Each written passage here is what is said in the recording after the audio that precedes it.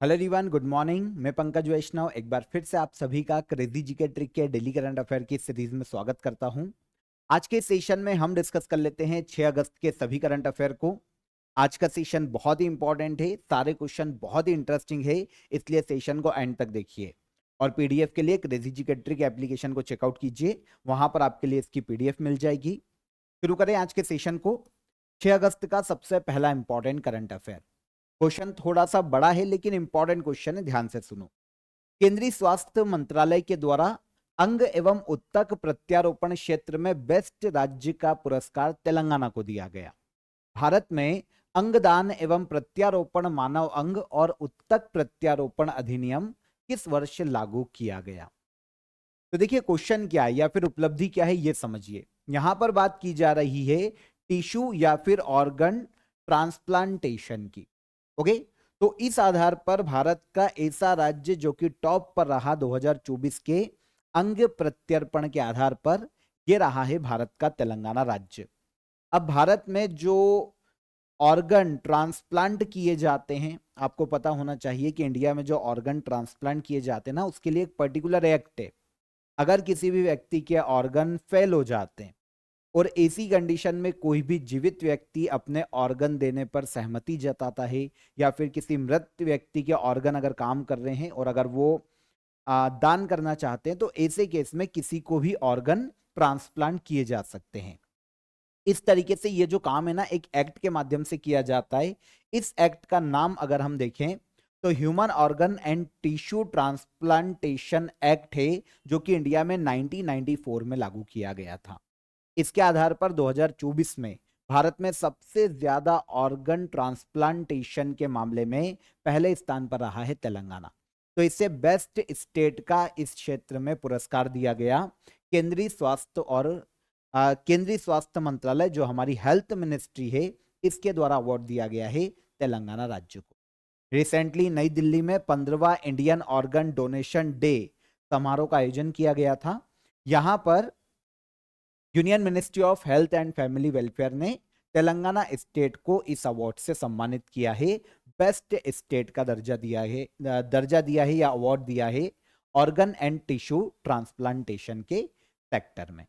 आपको पता है जो हमारी मिनिस्ट्री ऑफ हेल्थ है, उसने एक डेटा अभी जारी किया था और उसमें बताया गया था कि पूरे इंडिया में तेलंगाना में 2024 में सबसे ज्यादा ऑर्गन ट्रांसप्लांटेशन हुआ है। तेलंगाना की बात करें तो 10 लाख जनसंख्या पर 4.88 अंगदान दर्ज किया गया, ऑर्गन ट्रांसप्लांटेशन दर्ज किया गया।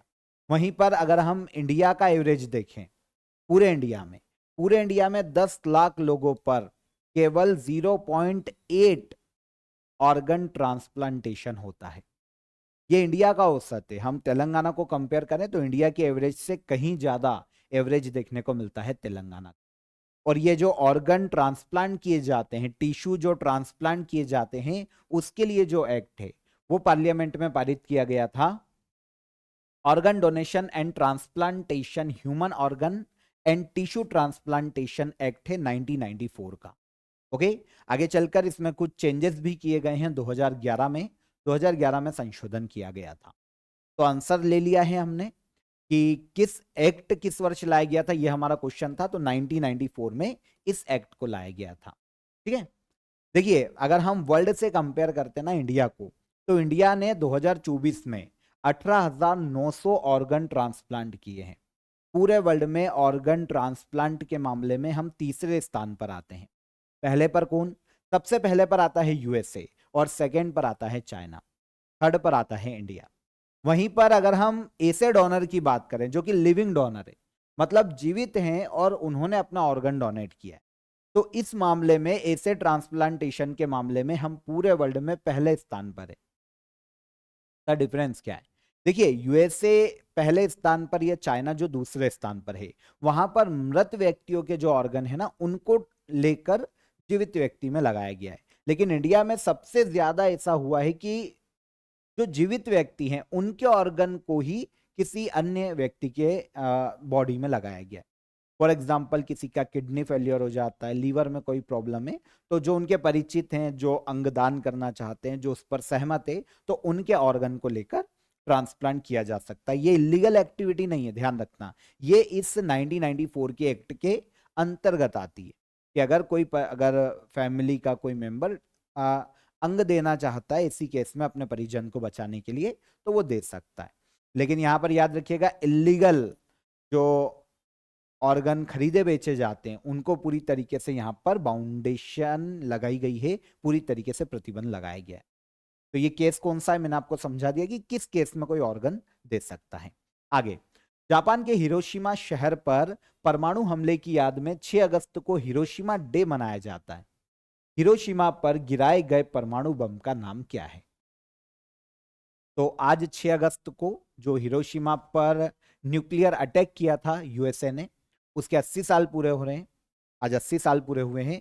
तो हिरोशिमा डे मनाया जाता है उन विक्टिम की याद में जो कि 1945 में जो न्यूक्लियर अटैक है उसमें मारे गए थे और घायल हो गए थे। उनकी याद में हर साल मनाया जाता है हिरोशिमा डे 6 अगस्त को। जो न्यूक्लियर अटैक किया गया था यूएसए के द्वारा 6 अगस्त 1945 को, जो बम गिराया गया था हिरोशिमा पर, उसका नाम लिटिल बॉय था। देखिए, सेकेंड वर्ल्ड वॉर जो वर्ल्ड वॉर हुआ था, सॉरी, 1939 से लेकर 1945 तक, ये सेकेंड वर्ल्ड वॉर की बात है। उस समय जो जापान है ना, उसका डोमिनेंस बढ़ता जा रहा था, एक तो पैसिफिक ओशियन में और जो एशिया के पूर्वी क्षेत्र में, मतलब फिलीपींस, इंडोनेशिया, इस तरफ जापान क्या कर रहा था, अपने साम्राज्यवादी नीति का विस्तार कर रहा था। क्योंकि जो संसाधन थे जापान के पास वो बहुत ही लिमिटेड थे और जापान बहुत ही स्पीड से ग्रो कर रहा था। ऐसे केस में सेकेंड वर्ल्ड वॉर में पूरा वर्ल्ड 2 गुट में बढ़ जाता है, 2 पार्ट में डिवाइड हो जाता है। एक है अलाइड पार्टनर्स या अलाइड पावर जिसको आप बोल सकते हैं, और सेकेंड हमको देखने को मिलता है एक्सिस पावर। अलाइड पावर जो कि एक साथ थे सेकेंड वर्ल्ड वॉर में, Soviet union, USA, Britain, France, China, और दूसरी तरफ जो एक्सिस पावर थे वो जर्मनी, इटली और जापान। तो जापान का, क्योंकि देखिए साम्राज्यवादी विस्तार नीति के कारण ये अपने साम्राज्य को बढ़ाता जा रहा था, कब्जा करते जा रहा था, अपने कंट्रोल में ले रहा था पैसिफिक ओशियन को, और जो इंडोनेशिया या वहां पर जो आइलैंड मोस्टली देखने को मिलते हैं उन सभी को। ऐसे केस में सबसे बड़ा जो थ्रेट जापान के सामने आता है वो यूएसए आता है सेकेंड वर्ल्ड वॉर में। यूएसए काफी सारे सैंक्शंस लगाता है जापान पर, तेल पर प्रतिबंध लगा देता है, ऑयल पर, ऑयल सप्लाई नहीं करेगा, इसको खरीदने नहीं देगा, काफी सारे सैंक्शन लगाता है। अब जापान ये देखता है कि सबसे बड़ा जो थ्रेट है ना वो यूएसए है। ऐसे केस में जरूरी है कि यूएसए को दबाए रखा जा सके, इसीलिए ये क्या करता है, यूएसए पर अटैक की प्लानिंग बनाता है। अब पहली चीज तो, अगर जापान यूएसए की बराबरी करना चाहता है तो इसके पास उतने ज्यादा नेवी ना तो स्ट्रांग थी जापान के पास, ना ही उसकी सेना इतनी स्ट्रांग थी। इसको यूएसए की बराबरी करने में काफी सालों लगते।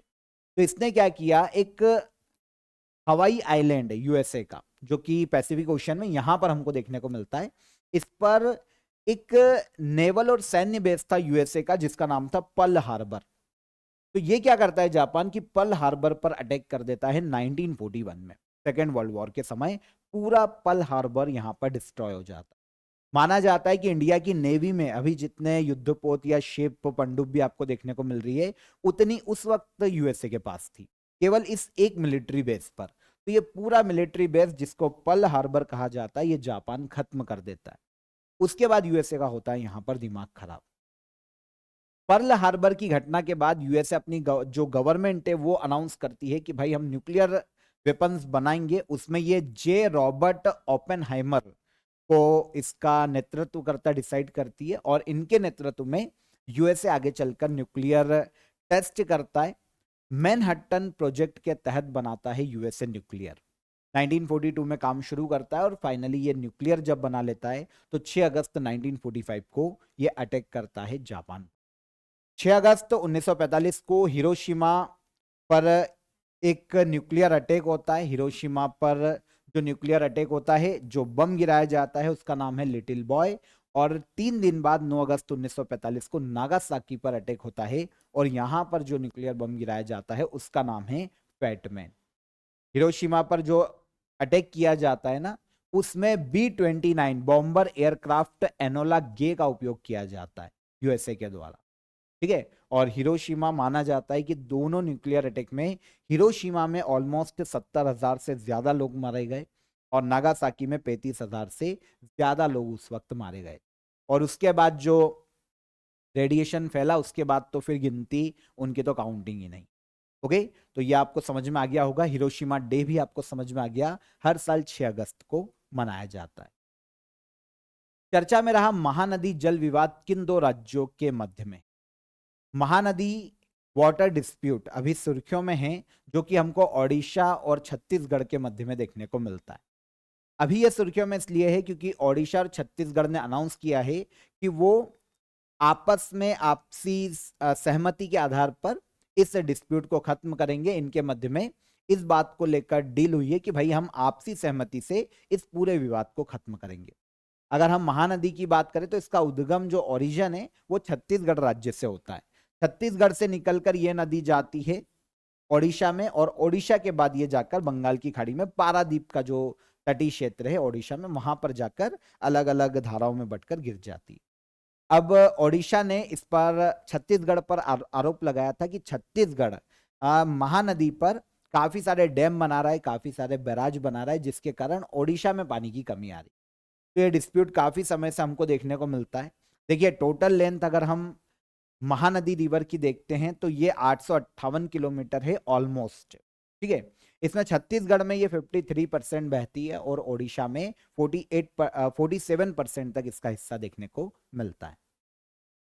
अब 2016 के बाद दोनों राज्यों में काफी विवाद बढ़ जाता है महानदी के पानी को लेकर और फिर finally inter state river water dispute act जो कि 1956 में आया था, उसके तहत केंद्र सरकार महानदी वाटर डिस्प्यूट ट्रिब्यूनल का गठन करती है 2018 में सुप्रीम कोर्ट की सिफारिश पर। तो आपको पता है अंतर्राज्य नदी विवाद प्राधिकरण बनाया जाता है अगर कोई भी नदी ऐसी है जो कि 2 या अधिक राज्यों में बहती है और उनके मध्य में अगर राज्यों में विवाद हो जाता है तो इसके लिए एक एक्ट है proper inter state river water dispute act 1956 का।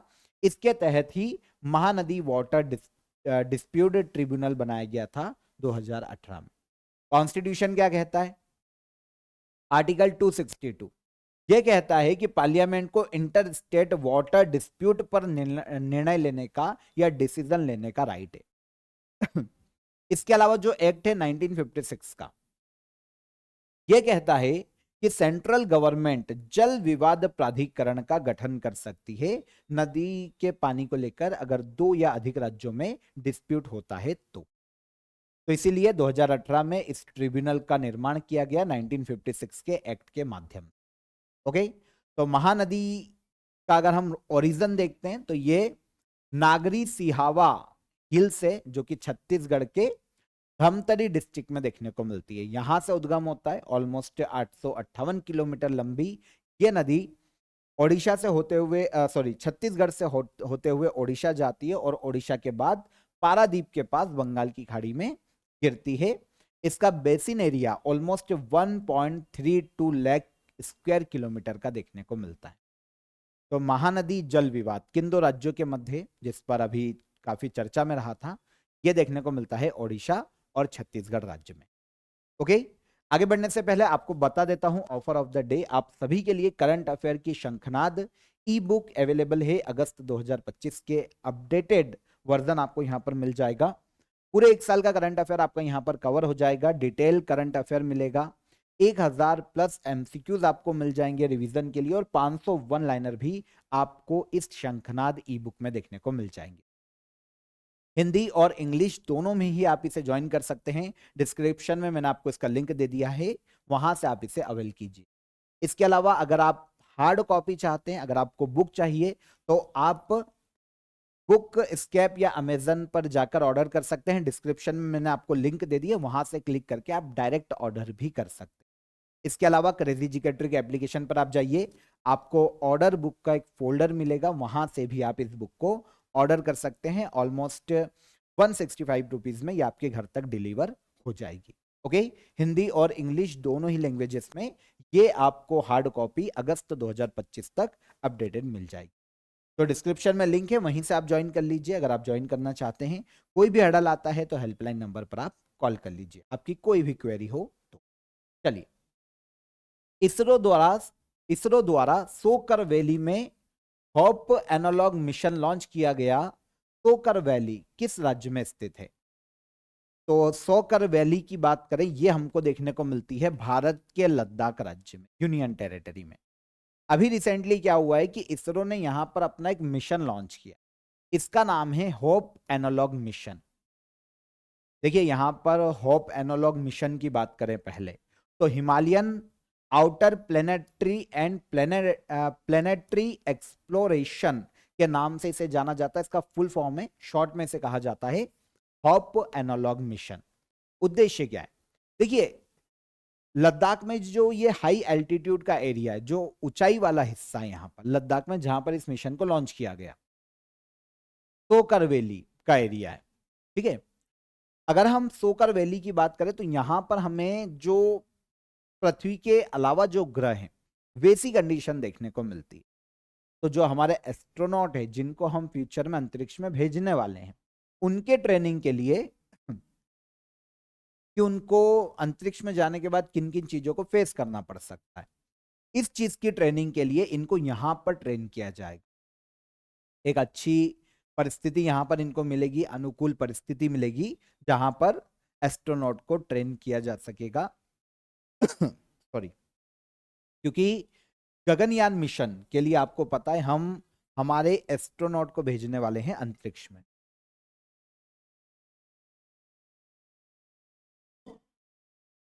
तो जो हमारे एस्ट्रोनॉट अंतरिक्ष में जाएंगे उनको अभी से ट्रेनिंग प्रोग्राम के रूप में लॉन्च किया गया है होप एनालॉग मिशन। किसके द्वारा? इसरो के द्वारा। कहां पर? सोकर वैली, जो कि लद्दाख यूनियन टेरिटरी में देखने को मिलती है। तो भविष्य में जो हमारे इंटरप्लेनेटरी मिशन हैं उनके लिए, रिसर्च के लिए भी यहां पर मदद मिल जाएगी हमको काफी हद तक। देखिए, चुना क्यों गया, इस वैली को क्यों चुना गया? अगर हम इसकी बात करें तो कंडीशन इसकी मार्स, जो मार्स या मंगल है वैसी हमको देखने को मिलती है। हाई अल्ट्रावायलेट रेडिएशन वाला क्षेत्र है। इसके अलावा लो एटमॉस्फेरिक प्रेशर यहां पर देखने को मिलता है ना। एक्सट्रीम कोल्ड जैसी परिस्थितियां है, काफी ठंडा एरिया है। तो यहां पर एक मंगल ग्रह जैसी कंडीशन यहां पर है। इसके अलावा जो हमारी टेक्निकल टेस्ट है वो सारे यहां पर किए जा सकते हैं। हमारे एस्ट्रोनॉट को यहां पर हम ट्रेन कर पाएंगे। इस उद्देश्य से चुना गया है सोकर वैली को, जो कि लद्दाख यूनियन टेरिटरी में स्थित है। गगनयान मिशन, जिसके तहत भेजा जाने वाला है इंडियन एस्ट्रोनॉट को। 3 इंडियन एस्ट्रोनॉट का दल भेजा जाएगा 400 किलोमीटर की ऊंचाई पर अंतरिक्ष में, और ये 3 दिन तक अंतरिक्ष में रहेंगे। लॉन्च डेट अभी फाइनल नहीं की गई है, लेकिन LVM-3 रॉकेट के माध्यम से इनको भेजा जाएगा, यह डिसाइड कर लिया गया है। आगे आ जाएं। एक पेड़ मां के नाम अभियान के तहत शहरी वनीकरण पहल मात्र वन इनिशिएटिव कहां शुरू की गई है? शहरों में फॉरेस्ट रिजर्व को बढ़ाना, फॉरेस्ट एरिया को बढ़ाने के लिए शहरी वनीकरण पहल है, जिसका नाम है मात्र वन पहल या इनिशिएटिव। एक पेड़ मां के नाम अभियान के तहत, और इसे लॉन्च किया गया हरियाणा के गुरुग्राम में। हमारे एक यूनियन मिनिस्टर हैं, union minister of environment, forest and climate change, जिनका नाम है भूपेंद्र यादव। तो इनके द्वारा एक पेड़ मां के नाम अभियान के तहत शहरी वनीकरण इनिशिएटिव, जिसका नाम है मात्र वन इनिशिएटिव, इसको हरियाणा के गुरुग्राम में हाल ही में लॉन्च किया गया। देखिए, अरावली में, जो हरियाणा के गुरुग्राम में अरावली का जो पूर्वी हिस्सा है, वहां पर 750 एकड़ अर्बन फॉरेस्ट फैलाने के लिए मात्र वन इनिशिएटिव की शुरुआत की। ऑब्वियस सी बात है, जो एनसीआर का एरिया है ना, दिल्ली एनसीआर का, उसमें बायोडायवर्सिटी कंजर्वेशन को बढ़ावा देना और पब्लिक हेल्थ को बढ़ावा देना, अर्बन सस्टेनेबिलिटी को बढ़ावा देना, इस इनिशिएटिव को लागू किए जाने का मुख्य उद्देश्य। तो आप तो केवल इतना याद रखो कि एक शहरी वनीकरण पहल है जिसका नाम है मात्र वन इनिशिएटिव, लॉन्च किया गया हरियाणा के गुरुग्राम में, अरावली के पूर्वी हिस्से से। ठीक है, और जिसके तहत शुरू किया गया एक पेड़ मां के नाम अभियान। ठीक है, एक पेड़ मां के नाम अभियान। अगर हम इस अभियान की बात करें तो भारत के पीएम नरेंद्र मोदी ने 5 जून 2024, जो कि वर्ल्ड इन्वायरमेंट डे था, 5 जून को मनाया जाता है, 2024 में लास्ट ईयर इसको लॉन्च किया था, ताकि इंडिया में फॉरेस्ट कवर को बढ़ावा दिया जा सके, भारत में जो वृक्ष है उनके वृक्षारोपण को बढ़ावा दिया जा सके। एक पेड़ माँ के अभियान, एक पेड़ माँ के नाम इनिशिएटिव या अभियान 5 जून 2024 को शुरू किया। ठीक है। भारत ने पहली बार दक्षिण चीन सागर में नेवल एक्सरसाइज किस देश के साथ की है? देखिए, रिसेंटली इंडिया की जो नेवी है ना, उसने जो साउथ चाइना सी है वहां पर पहली बार फिलीपींस के साथ मिलकर एक नेवल एक्सरसाइज कंडक्ट की है।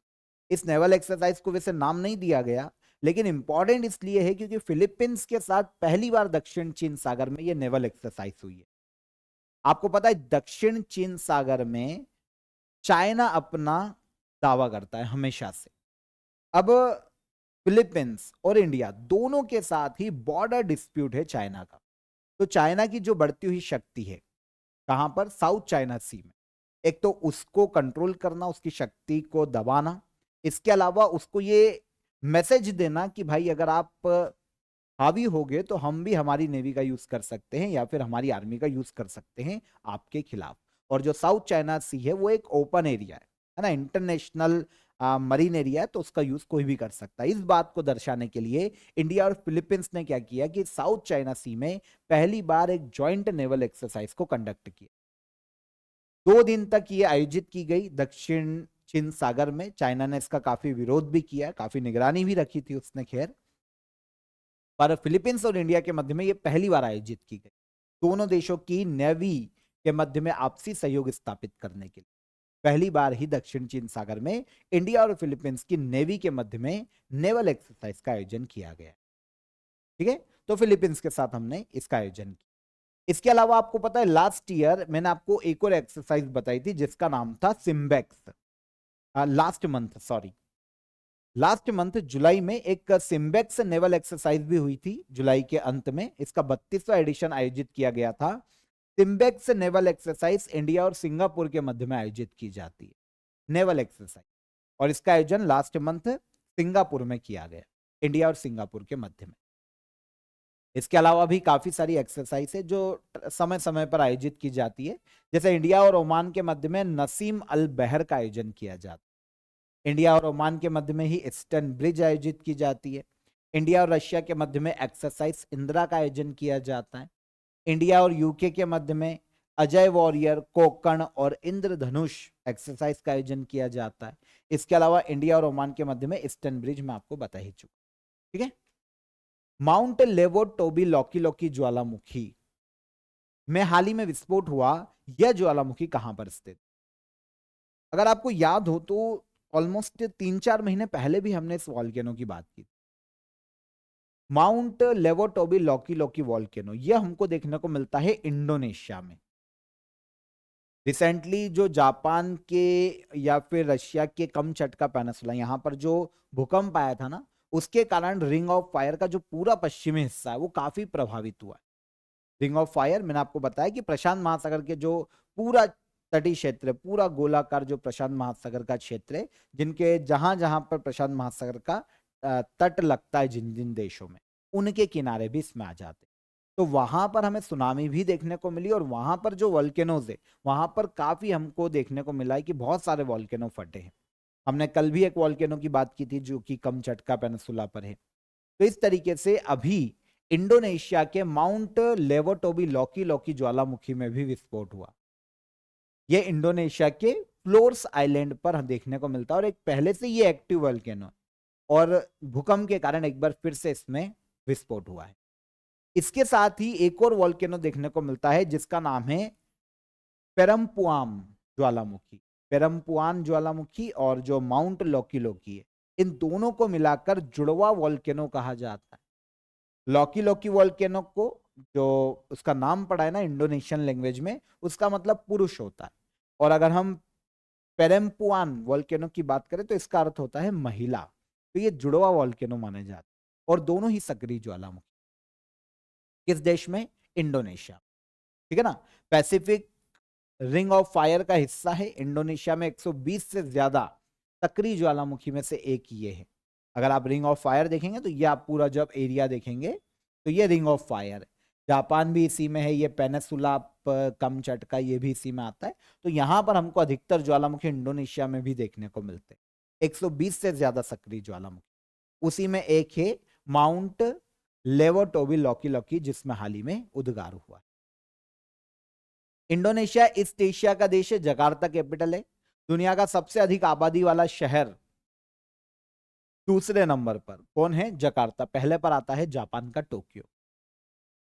करेंसी इंडोनेशियन रुपया चलती है यहां पर, और प्रेसिडेंट प्रबोवो सुबियांतो है। इंडिया का एकमात्र एक्टिव वॉल्केनो की बात करें तो यह बैरन आइलैंड है, अंडमान निकोबार द्वीप पर। बैरन आइलैंड इंडिया का एकमात्र एक्टिव वॉल्केनो। बिहार का नया मुख्य सचिव किसे नियुक्त किया गया? बिहार के नए मुख्य सचिव के रूप में अपॉइंट किया गया है प्रत्यय अमृत को। बिहार के नए चीफ सेक्रेटरी कौन? प्रत्यय अमृत। ठीक है, चीफ सेक्रेटरी बने हैं बिहार के। अभी तक चीफ सेक्रेटरी के रूप में बिहार में अमृत लाल मीणा कार्यरत थे, लेकिन 31 अगस्त को ये रिटायर हो जाएंगे। तो 1 सितंबर से पद को होल्ड करेंगे चीफ सेक्रेटरी के रूप में बिहार में प्रत्यय अमृत, बिहार कैडर के 1991 बैच के एक IAS ऑफिसर। वर्तमान में विकास आयुक्त के रूप में ये बिहार में कार्यरत थे। अब चीफ सेक्रेटरी के रूप में अपॉइंट किया जाएगा। आपको पता है, अगर हम चीफ सेक्रेटरी की बात करते हैं तो एक IAS अधिकारी होता है, और राज्य में CM या मिनिस्टर का चीफ एडवाइजर भी होता है। स्पेशली CM के चीफ एडवाइजर के रूप में ये काम करता है। राज्य का सबसे बड़ा प्रशासनिक पद है, सबसे बड़ा सिविल सर्वेंट माना जाता है एक स्टेट में चीफ सेक्रेटरी। ठीक है, मुख्य सचिव सभी विभागों के सचिवों का भी हेड होता है, CM के डायरेक्ट कंट्रोल में, CM के डायरेक्ट अंडर चीफ सेक्रेटरी। तो बिहार के चीफ सेक्रेटरी बने हैं कौन? प्रत्यय अमृत। और कुछ समय पहले उत्तर प्रदेश के भी चीफ सेक्रेटरी बने थे, जिनका नाम था शशि प्रकाश गोयल। ये यूपी के चीफ सेक्रेटरी बने थे कुछ दिन पहले। पहले इंडिया इलेक्ट्रिक मोबिलिटी इंडेक्स को किसने जारी किया है? पहले इंडिया इलेक्ट्रिक मोबिलिटी इंडेक्स को जारी करने का श्रेय दिया जाता है नीति आयोग को। देखिए, कौन सा राज्य इलेक्ट्रिक व्हीकल अपनाने में कितना ज्यादा स्पीड दिखा रहा है, उसकी पॉलिसीज कितनी अच्छी है, सब्सिडीज वगैरह कितनी अच्छी देता है, वहां के जो लोग हैं वो राज्य की पॉलिसीज से कितने ज्यादा इंस्पायर होकर इलेक्ट्रिक वाहन अपना रहे, इन सभी अलग अलग डायमेंशंस के आधार पर इलेक्ट्रिक मोबिलिटी इंडेक्स को जारी किया जाता है। यह पहली बार ही निकाला गया है नीति आयोग के द्वारा, पहला इलेक्ट्रिक मोबिलिटी इंडेक्स। ठीक है, नीति आयोग ने जारी कर दिया। यहां पर देखिए कोई रैंक नहीं है स्पेसिफिक, लेकिन हमको यह पूछा जा सकता है कि इलेक्ट्रिक मोबिलिटी इंडेक्स जारी कौन करता है। तो नीति आयोग, और भाई किस क्षेत्र से संबंधित है? तो इलेक्ट्रिक व्हीकल को बढ़ावा देने के लिए इस इंडेक्स को जारी किया जाता है कि कौन से राज्य ने कितना अच्छा परफॉर्म किया है इलेक्ट्रिक व्हीकल को बढ़ाने में। देखिए, इंडेक्स में सभी स्टेट और यूनियन टेरिटरीज में ईवी से जुड़े हुए जो रूल्स हैं उनके बारे में, पॉलिसीज, इंफ्रास्ट्रक्चर डेवलपमेंट, इन ऐसे 16 अलग अलग डायमेंशंस के आधार पर 1 से 100 तक की रैंक दी जाती है। और ये जो 1 से 100 तक की रैंक है ना, इसको 3 कैटेगरीज में डिवाइड किया जाता है। सबसे ऊपर होती है फ्रंट रनर की कैटेगरी। ईवी पॉलिसी किस राज्य की सबसे अच्छी है, चार्जिंग इंफ्रास्ट्रक्चर कितना अच्छा डेवलप किया है, सेल्स कितनी अच्छी कर रहे हैं, कंस्ट्रक्शन कितना अच्छा कर रहे हैं ईवी सेक्टर का, इन आधार पर फ्रंट रनर सबसे ऊपर। फिर होते हैं अचीवर, ये फ्रंट रनर के नीचे आते हैं। ईवी सेक्टर में अच्छी प्रगति की है लेकिन अभी भी टॉप लेवल प्राप्त नहीं किया, तो ये बीच में।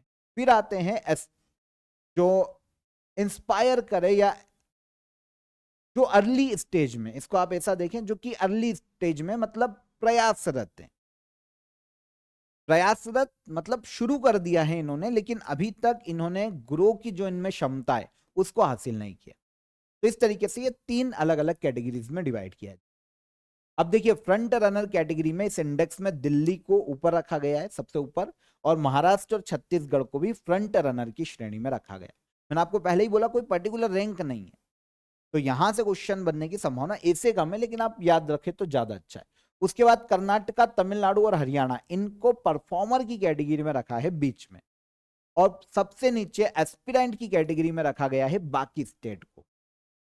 ठीक है, तो ये 3 अलग अलग कैटेगरीज हो जाती है। फिर ट्रांसपोर्ट इलेक्ट्रिफिकेशन की भी एक कैटेगरी है, जिसमें चंडीगढ़, दिल्ली और महाराष्ट्र सबसे आगे हैं। इसके अलावा बेटर चार्जिंग इंफ्रास्ट्रक्चर किसने डेवलप किया? तो इसमें हरियाणा, कर्नाटका, लद्दाख, हिमाचल प्रदेश ये फ्रंट रनर कैटेगरी में रखे गए। फिर ईवी रिसर्च और इनोवेशन की कैटेगरी में दिल्ली, तमिलनाडु, महाराष्ट्र, कर्नाटका, हरियाणा, तेलंगाना इनको टॉप पर रखा गया। तो इस तरीके से ये अलग अलग कैटेगरीज होती है, अलग अलग कैटेगरीज में रैंक किया जाता है, या तो फ्रंट रनर या इस आधार पर। तो ओवरऑल कैटेगरी में जो फ्रंट रनर है वो याद रखिए दिल्ली, महाराष्ट्र और कौन है? चंडीगढ़। मैंने छत्तीसगढ़ तो नहीं बोला ना, ये चंडीगढ़ है, ठीक है ना, चंडीगढ़। डन। तो याद रखिएगा, जारी कौन करता है इस इंडेक्स को? तो इंडेक्स को जारी करता है India electric mobility index, NITI Aayog. Last question, भारतीय राजनीतिज्ञ सत्यपाल मलिक का निधन हो गया, निम्नलिखित में से ये किस राज्य के राज्यपाल नहीं रहे हैं? तो सत्यपाल मलिक की बात करते हैं तो हाल ही में इनका निधन हो गया। काफी राज्यों के राज्यपाल का पद संभाला है इन्होंने, लेकिन ये कभी भी राजस्थान के राज्यपाल नहीं बने, सत्यपाल मलिक। जम्मू कश्मीर के फॉर्मर गवर्नर हैं सत्यपाल मलिक। ये जम्मू कश्मीर जब फुल स्टेट था ना, तो ये आखिरी गवर्नर यही थे। इन्हीं के गवर्नर रहते हुए जम्मू कश्मीर में धारा 370 को हटाया गया था 5 अगस्त 2019 को।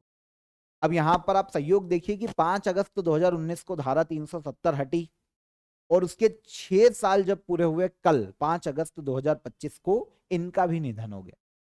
ये आखिरी राज्यपाल थे जम्मू कश्मीर, क्या तो वो यूटी बन गया। तो सत्यपाल मलिक के 79 वर्ष की आयु में इनका निधन हो गया। इनका जन्म उत्तर प्रदेश में हुआ है, उत्तर प्रदेश के बागपत जिले में इनका जन्म हुआ था।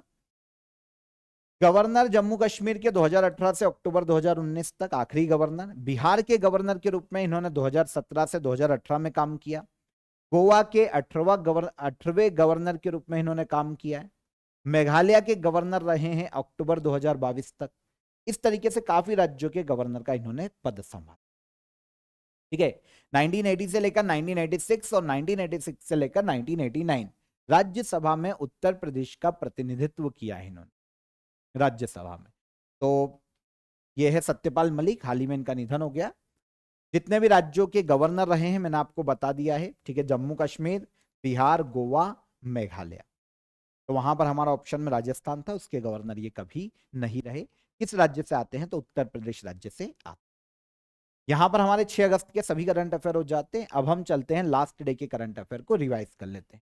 अंडर 17 वर्ल्ड कुश्ती चैंपियनशिप की पदक तालिका में भारत का कौन सा स्थान है? तो अंडर 17 वर्ल्ड रेसलिंग चैंपियनशिप में इंडिया ने तीसरा स्थान प्राप्त किया। क्राशेनिको ज्वालामुखी जिसमें 600 साल बाद विस्फोट हुआ, किस देश में स्थित है? यह वोल्केनो हमको देखने को मिलता है रशिया में, अभी हमने बात की थी।